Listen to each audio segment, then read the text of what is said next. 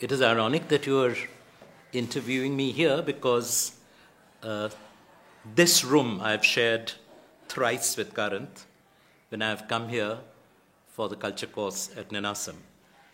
And the last production by Karanth that I saw was his version of The Good Person of Setsuan with Surabhi from Andhra Pradesh.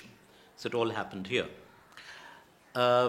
What was most interesting and important about Karanth was that at a point of time when all over the country there was some kind of an official policy to bring in folk theatres and traditional theatres in India into modern theatre, a kind of a revivalism, a conscious revivalism with a different kind of an political agenda.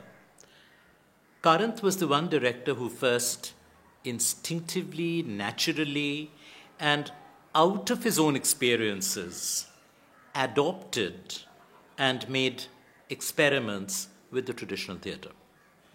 He was an exception in that sense and maybe can be compared only with Habib Tanveer. All the others who have worked with the folk and traditional forms have somehow chosen it as a kind of a different policy or agenda or program.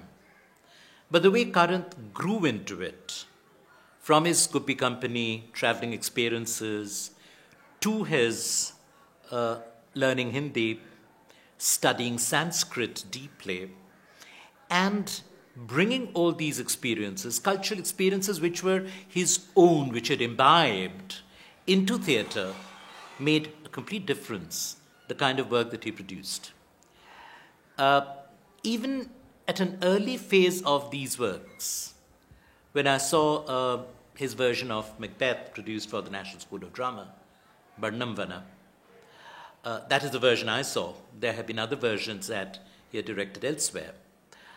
There were problems even in working all India actors from different parts of the country into that scheme, and the strains showed in the production. And this has been true of Karanth's work, that in all his experimental works, it was not so much the final product. In many cases, the final product was not that excellent, not that foolproof. These strains showed. But in the negotiation with the traditional culture, with the modern sensibility, and always with a sense of the text, which was so central. For the general tendency in this modern experimentations with the traditional theatre have tended to turn the text into pure performance with some sort of a notion that somehow our folk imagination cannot contain or cannot address ideas, thought, wisdom, knowledge. They can only be performative, demonstrative, and exhibitionist. Karanth was a lifelong believer in the possibility of the folk idiom and the traditional idiom to carry the classic text, while the others were being forced into it by a political agenda. It was an official agenda because the general situation in the 70s was that the different local voices, the regional voices, were asserting themselves in theatre. Even voices which had not been heard in theatre in the past were coming into the modern theatre scene with very different local voices and local political issues and values. And for the state to check it or control it, the only way was to give this official program of going back to the roots with scholarships, fellowships, aids, grants, special festivals, etc. Karanth was not part of this. Karanth came into this scene like Habib Tanveer, outside this official agenda totally. So it was from a genuine feeling that modern theatre, which was becoming too bound within the conventions of certain Western theatric strategies needed other native strategies, indigenous ways of making and expressing theatre. That was the urge which brought him back to it, and take the challenge of producing even the best European classics, along with something like Badal Sarkar's Evam Indrajit, which he discovered for the Kannada theatre. This is a slightly complex program, question, a loaded question, because I don't think that Karanth could really break into it and bring the changes. So the National School of Drama still follows the Alkazi route. Karanth brought in these different forces, these different theatres, rather than the one single European theatre model that Alkazi knew almost to a sort of a perfection. And it had a great hold, and in its grandeur, in its precision, almost scientific, its design in terms of the given proscenium stage and its conventions. He was a master of design, Alkazi. And the design really controlled and defined the entire theatric performance. Karanth brought in performance into that design, the body playing. And the body needed to be liberated from the constraints of the European body, the body in the design.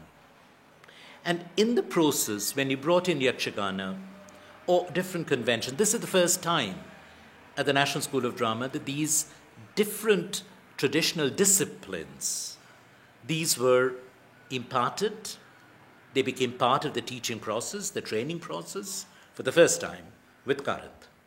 So the body became a different body once Karanth was there and once Karanth had introduced these different practices and exercises. That was a difference, but somehow it didn't change the NSD. The NSD still remains bound to the old Alkazi pattern, and the differences can be seen, but it has not been really a change. These extension programs still continue, and they are part of the Karanth heritage at the National School of Drama.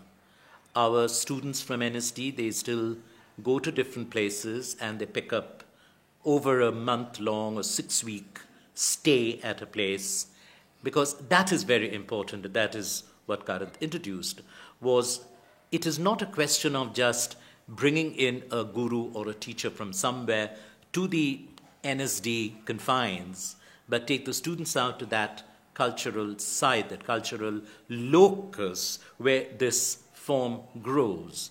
And it's only there in that cultural locus that you discover the movement, the magic, the specialty of that particular form or tradition.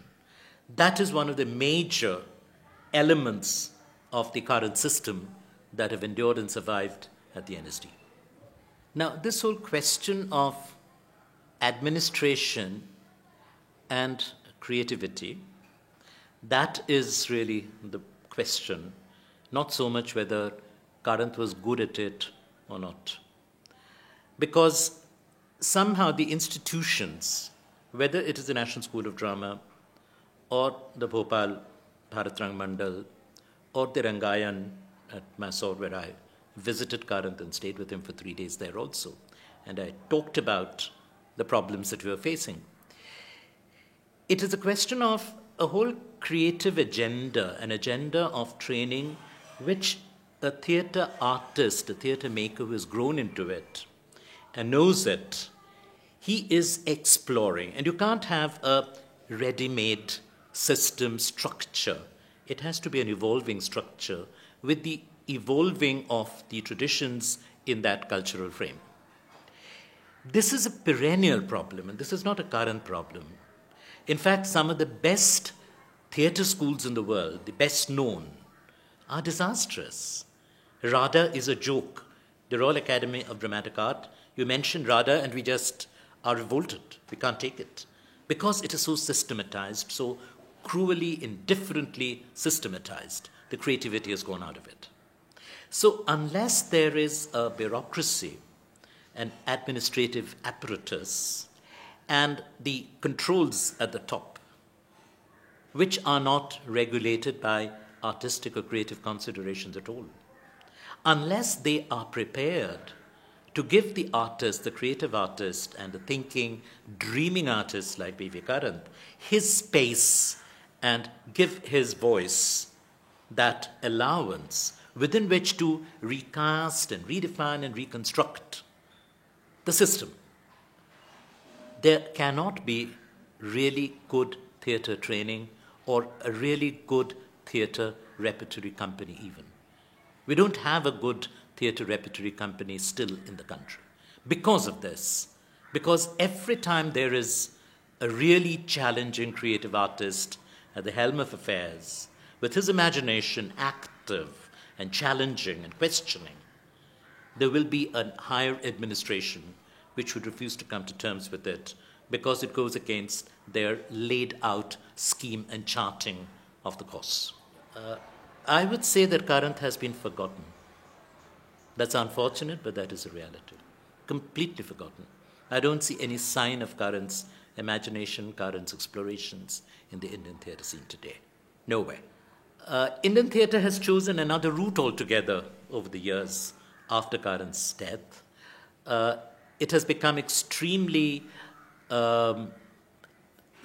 spectacular, leading to spectacular drives because there is an audience, a new audience coming in the field which is extremely consumerist, looking for attractive, visual, immediate pleasure, something that Karanth wouldn't have been able to feed at all.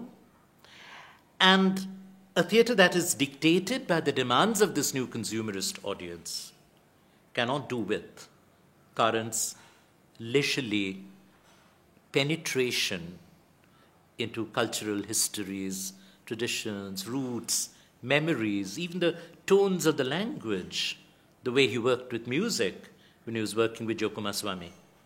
So these things are virtually lost in the Indian theatre today. That's very sad, but that's the cruel truth. Because it demanded concentration, absorption, where the spectacular would shock you, disturb you, throw you off your bearings. That is the spectacular. So it's not the visual richness or the oral richness that need not be spectacular. As long as it allows you that freedom and that space, that you let it work on you and you immerse yourself into it, which spectacle doesn't allow. Spectacle creates an awe and an aura simultaneously.